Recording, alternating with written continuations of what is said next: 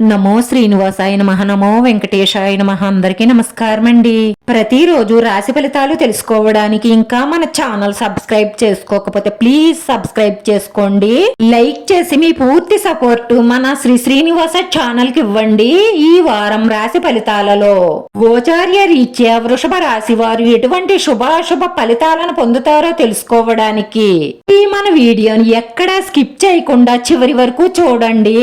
స్త్రీ పురుష వ్యామోహంలో పడి మీ బాధ్యతలను విస్మరిస్తే రాబోయే కాలంలో అన్ని విధాల బాధపడేది మీరే. ఇది గుర్తుంచుకోండి. ఆలోచన వెళ్లిన ప్రతి చోటకు మనసు వెళ్ళకూడదు, మనసు వెళ్లిన ప్రతి చోటకు మనిషి వెళ్ళకూడదు. చేస్తే డబ్బు సమయం వృధా కావడమే కాకుండా అందరిలోనూ అపరిదిష్ట పాలయ్యే అవకాశాలుంటాయి.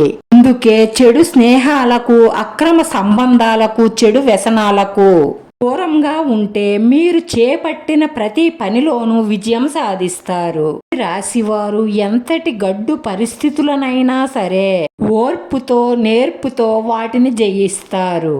ఎలాంటి వారినైనా సరే అర్థం చేసుకుని అపార్థాలను తగ్గించుకునే అవకాశాలుంటాయి. ముఖ్యంగా పెద్ద పెద్ద సమస్యలను పరిష్కరించుకునే అవకాశాలు గోచరిస్తున్నాయి.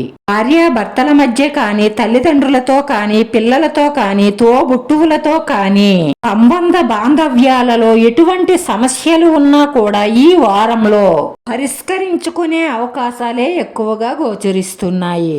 చేసే పనిని శ్రద్ధగా, పట్టుదలగా చేస్తూ అలాగే మీ మేలు కోరే వారి సలహా స్వీకరించడం ద్వారా జీవితంలో కానీ, వృత్తి, ఉద్యోగ, వ్యాపారాలలో కానీ ఉన్నతమైన స్థాయికి ఎదగడానికి తోడ్పడతాయి. అనవసరమైన విషయాలు మాట్లాడడం కానీ, మీకు సంబంధం లేని విషయాలలో తలదూర్చడం కానీ చేస్తే ఇబ్బందులు పాలవుతారు. జాగ్రత్త.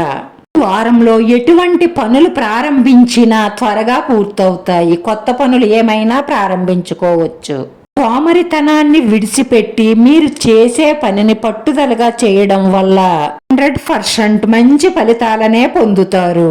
రాశివారి పరిహారంలో విఘ్నేశ్వర స్వామిని గరికతో పూజించి గణపతి మూల మంత్రాన్ని 9 సార్లు జపించడం వల్ల మీకున్న విఘ్నాలన్నీ తొలగి మనసులో ఉన్న మంచి సంకల్పాలన్నీ నెరవేరి మానసిక ప్రశాంతత కలుగుతుంది. ఈ రాశివారి అదృష్ట సంఖ్య 6. ఈ రాశి వారికి కలిసొచ్చే రంగు తెలుపు రంగు. మన శ్రీనివాస ఛానల్ ఆదరించండి. అందరికీ ధన్యవాదాలండి. నమో వెంకటేశాయ నమః.